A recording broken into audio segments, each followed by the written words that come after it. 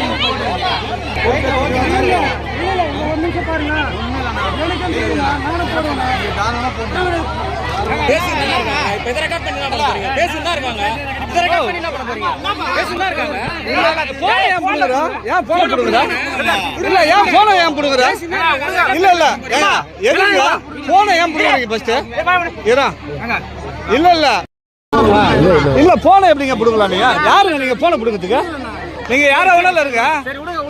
அவர் சொல்லிட்டாரு, நாங்க பாத்துட்டு போறோம். என்ன பண்றோம்